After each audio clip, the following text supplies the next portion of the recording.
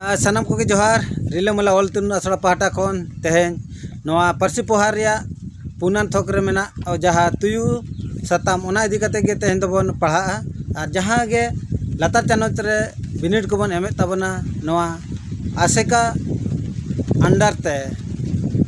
आसेका Rairangpur under ते जहाँ गे all तुन असड़ा बेरेज अकना मा तबे खान ओंडे सानाम चेतेतिया को ठेन नेहर तेहें नवा पार्सी पोहा बुही बन पढ़ा और ओना रे मेना तुयु सताम नवा तुयु इदी कते गे हैं तेहें दोबन पढ़ा मा सानाम पठो को गे आंजम तावन पे तुयु दो जतो पाड़ा गे मेना कोआ उनको दो बीर रे ताहेन कोगे आदो मेनखान सांगार जोंग लगित उनको दो ढेर दो आतु सुर करे गे को ताहेना तुयु दो मिटे जीवो कना को उनको दो बीर रे को ताहेना और नुको बीर रे को ताहेना जास्ती करते दो आदो तीन जो उनको सागार जोंगा को बांग सिकारी लेकाते को ओडोको तीन जो आको लाज आसु लगित को ओडोको आदो ओना दो अतु सुर ओना तको हिजु उनको जहाँ पर अतु सीम जास्ती को जम को आदो अतु करे गे सीमा ओड़ा करे बन असुल काकोआ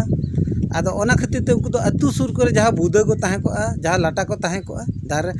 गाजार को ताहे को ओना करे गे उनको दो हेज काते ओना करे को ताहेना जास्ती दो और बार गे को जहाँ लाटा को ओना करे गे उनको को ताहेना उनको दो ढोडा करे बुद दाना करे को चुकू बड़ा को बाको नेल होचोआ सीम चे मेरम ताना एस्कार गेको नेल लेखान उनको दो आचका को ओडक गोदोआ उनी को साब गोदेया आदो को अतकिर गोद काया जास्ती करते उनको तुयु दो ना बुदा करे को ताहेना ना ढोडा करे होको ताहन गया आदो तीन जो अतु करे खन उनको सीम बारह से दान को ओडकोआ कि नुको कटी मेरम को ओडकोआ आदो सेना मेरम को बाको जम दाड़िया को उनको कटी हपन को आदो नुकु को जुदी को नेल को एकला गया को होड़ को बच्चू को इन अक्तो रे नुकु तो अड्डी को चलाका आदो लांबे लांबे ते हेज कते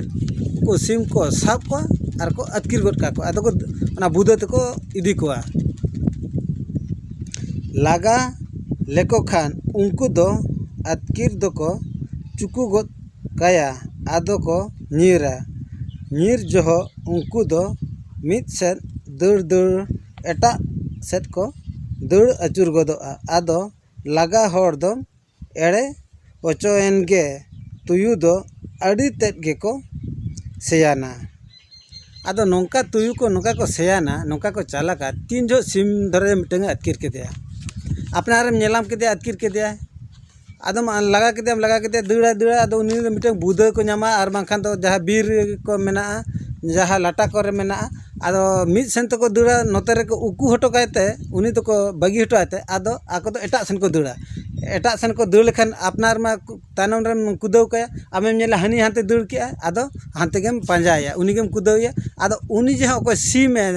अतकिर लेते दो उनी दो एटा नातर अतकिर माने दोहो टोकाया आदो दोहो टोकाया खान आज एटा सेने दौड़ा अपनार एटा सेने दौड़ा आज गेम कुदौया आदो आज मा एखेना गे हांते रे दौड़ते आबो दो आदो एड़े हटोका बन आबो मा आज गेबन कुदौया हांते बन सेन लेनखान गे आदो सीम ओकर दोहो टोकाय दो ओनते दो आबो दो बाबन सेनोआ आदो ओनते बन दौड़ भगा लेनखान बा कुदौ भगा लेनखान बन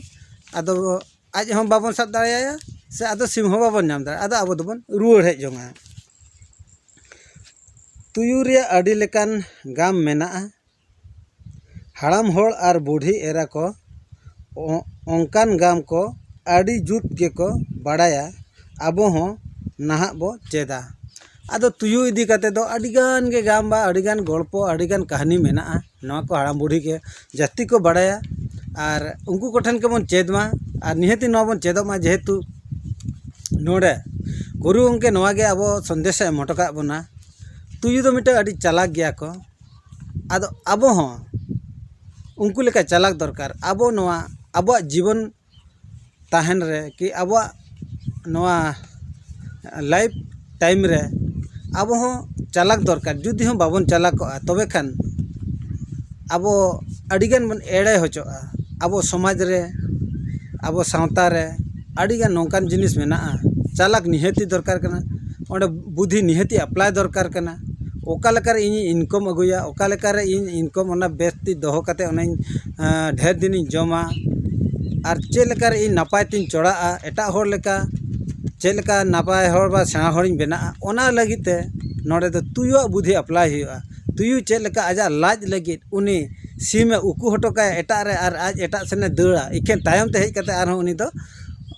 उनी सीमे जमेया कि आजा आशा ओकाता ओना पुराव गिताय जहां लेकर गे आदो आबो हों जुदी सेना होर सनाय बना कि आबो हों नोका रेंगेज होर बांग ताहे कते एटा जाति को चेक लेका को मांग कना कि एटा होर को सेना होर को चेक लेका को सेना कना ओंका बोन बेना खान आबो हों तुयु लेका चालाक हुया बना ओंका बुद्धि बना हुया बना जे भविष्यत रे इन आलुኝ हारकेतोमा और इन जहागिन कमिया जहागिन नाल्हा अगुया जहागे इन कुरुमुटु कते संचावा ओना भविष्यत लगित ओना आर्जा दोहय दमें जमय भविष्यत रालिኝ एटकेटोणे मा ओना खान दो तुयो बुद्धि अप्लाई हुया बना और ओंका गे आबो बुद्धि निहति दरकार कान गया मा तबे तें लगित दो निनागे।